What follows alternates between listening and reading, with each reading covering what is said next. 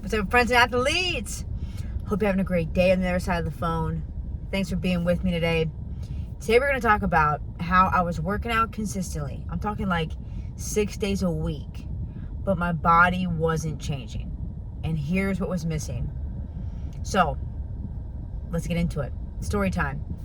At the time before I started this like bikini challenge thing that I've talked about before, I was working out 6 days a week at a place called Athlete Inc. in Oklahoma City. It's a cool place. I don't know if it's still there.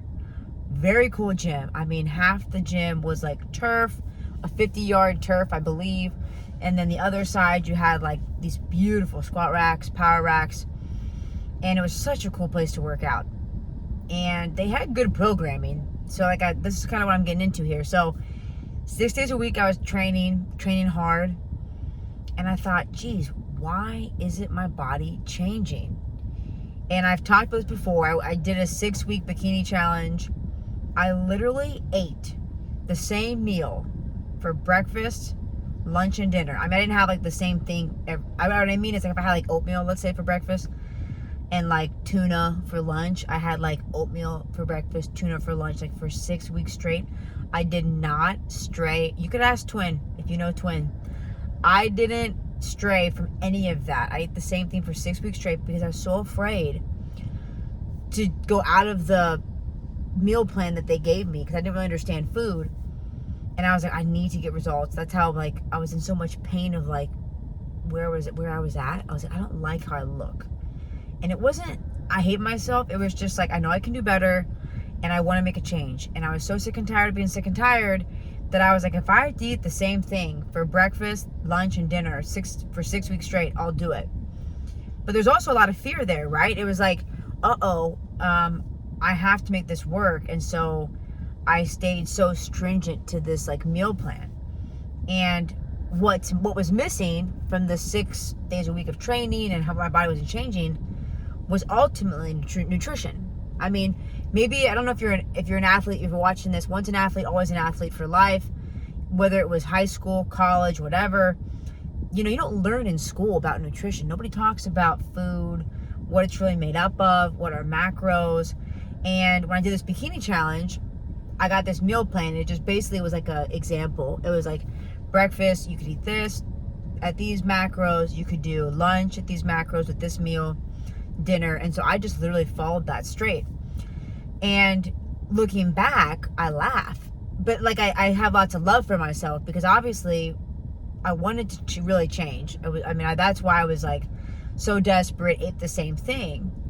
And two, it shows me, which I think a lot of people can relate to this, if you don't really understand food, you're kind of in this stuck place of, you know, one, if you start to change and your body starts to change, there could be this fear of like, I don't want to go back to where I was. And that fear is rooted mainly in like not understanding food. Not, because if you have understanding and knowledge about something, then it kind of gives you more autonomy and power within yourself. And so, yeah, I ate the same thing for 6 weeks straight. And then after that, because I did restrict myself so severely, like I said, I ate the same thing for 6 weeks straight. Then after that, it was like party time. After the challenge, I was like, I got great results. I'm proud of myself.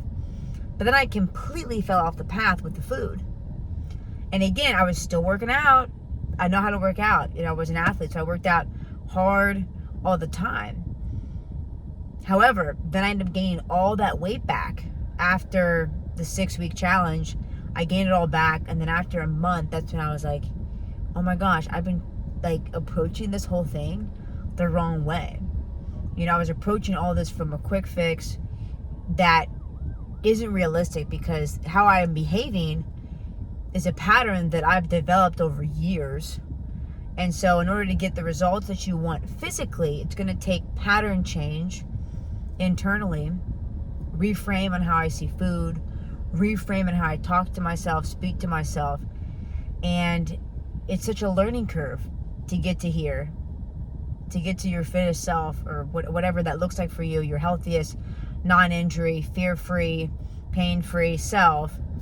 It takes a lot of pattern change internally first. And that's what I was missing, was like I mentioned, the food, not really understanding food, using nutrition as a superpower, and also not really understanding the patterns within that were leading me, or that I was basically choosing those patterns, right? Of behavior. And those patterns for me, well, let me get into that next so it makes sense, is I would connect. When it came to food, it was very much so dictated by my mood and emotions. And I didn't really see it at the time. Even after I had my coach for a while and I started to see the physical changes, I still wasn't connecting the dots that, I am kind of using food as a little bit of an emotional crutch. And I don't have good self-control over that as I think I thought I did. And this is a hard one to grasp, but maybe you're on the other side of the phone thinking, okay, this sounds kind of crazy. I can get behind the fact that I don't know food very well, I don't know my nutrition very well, and I could do better with that, understanding food to get results for me physically, but the emotions pattern thing is not making sense. And then I would say, okay, I get it. Because at first I thought this sounds kind of hokey, but when you think about anything that you do in life,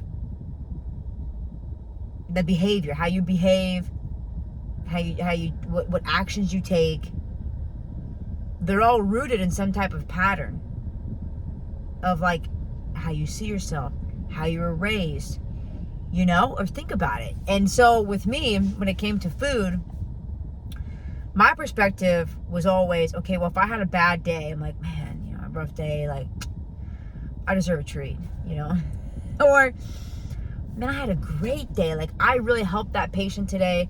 I made a difference in their life. Man, it's such a beautiful day. Let's get some ice cream, And I'm not saying getting ice cream, having a treat and everything here and there is a bad thing, because I love it still, What I just realized, though, I was like, so there's a pattern of how I feel. I'm letting my feelings, my emotions dictate what I put in my mouth.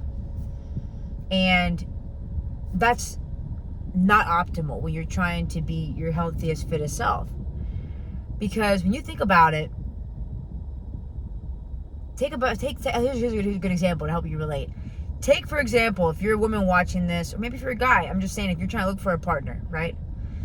And you're looking for a partner. I know for me as a woman, a big thing for me is looking for a man that has self-control. And when I say self-control, that also means in all senses of life, a man that has self-control over himself sexually, mentally, spiritually, emotionally, right? Because if someone doesn't have control, if I'm looking at a man, I'm like, he's very promiscuous, he's just sleeping around a lot, I'm already he doesn't have good self-control there. That's not going to bode well for the relationship with him and I, because how am I going to be able to trust a man that doesn't have self-control, right? And that isn't just from the sexual part. That's just in general. If I can't trust a man, if a man doesn't have control of his emotions, I'm not saying be vulnerable, cry, that's healthy, that's all good, but if you're a man and you're you explode in the anger over, you almost have to a tantrum or something when something doesn't go your way, it's well, that is a problem, So just you can maybe you're on the other side of this thinking, I get that, Katie. Well, okay, well, let's put that now and let's look at it within yourself, which is hard to do because no one really likes to look at themselves honestly, Sometimes we look at ourselves and we're I'm not that bad. And it's okay, listen, I'm not trying to put shame on you, calling you bad, but it's let's just be honest with ourselves. If you look in the mirror, do you feel you're the healthiest, fittest, most capable version of you that you could be? And even me, I'm the same way, guys. Even now, I'm always looking to get better. Physically, mentally, spiritually, emotionally. Let me get back on, I kind of went on a tangent there. So, self-control, though. Same thing when it comes to food.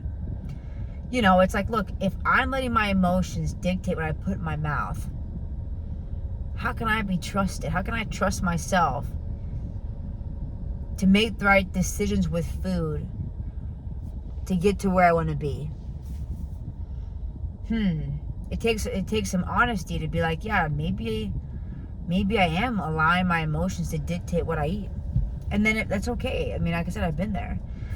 And then it's like, okay, well, what are you going to do about it? What's the solution? And for me, when I look back, I mean, guys, it was so freeing. I remember let me back up. When I first got my coach, first of all, she's awesome. It's just that I'm kind of like break it down Barney style when it comes to learning things.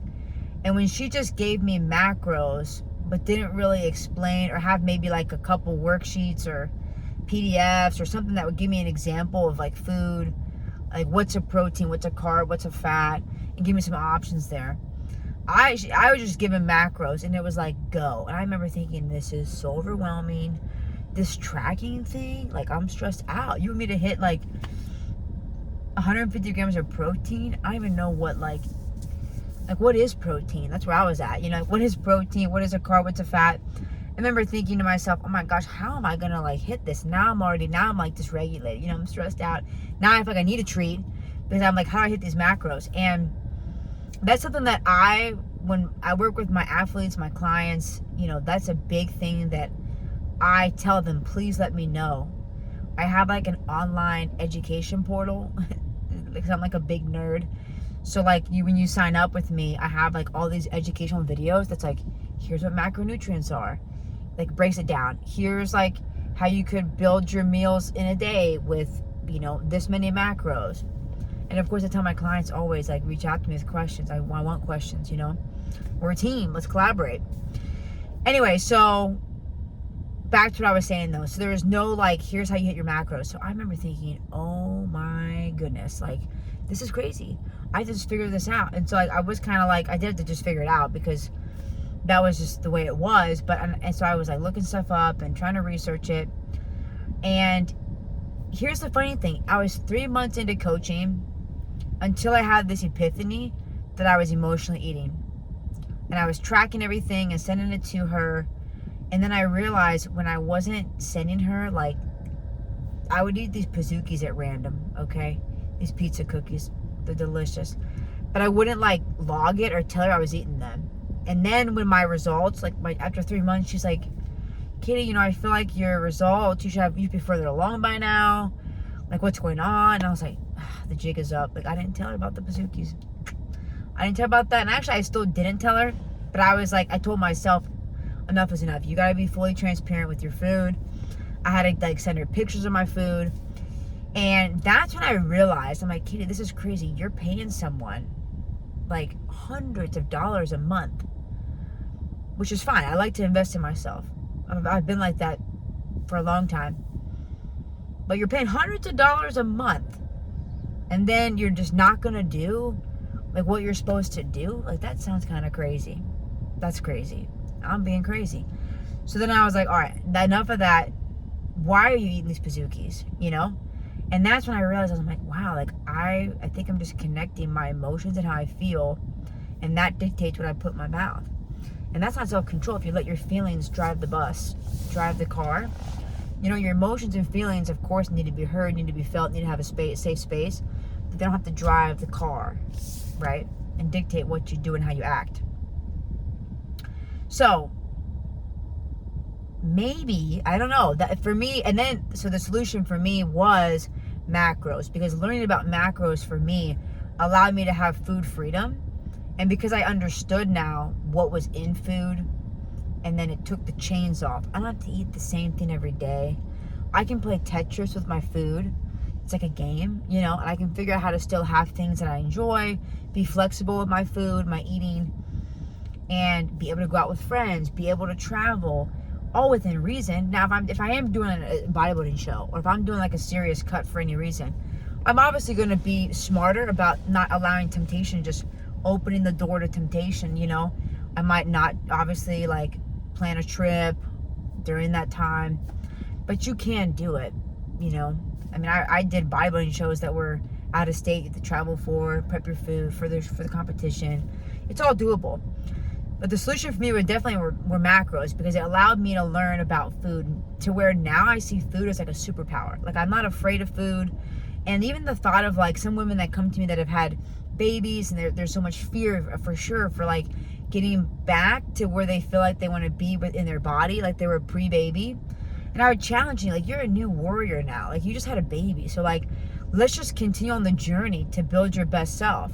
Maybe don't focus on the past. Not that you can't, like, get back there, but, like, you're even cooler now. You had a baby. Like, you're a warrior. So it's like, okay, now let's just figure out how to build, like, the strongest you with where you're at.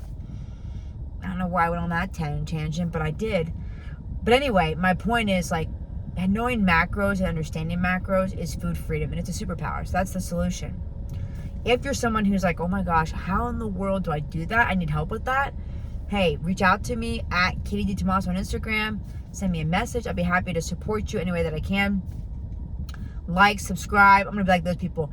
Like, hit the subscribe button here to have more fun videos like this with me, getting to know me, understanding my story, and how I can help support you and yours. And, yeah, guys, so play for your potential. Get out there. Get after it. And I'll see you on the next one.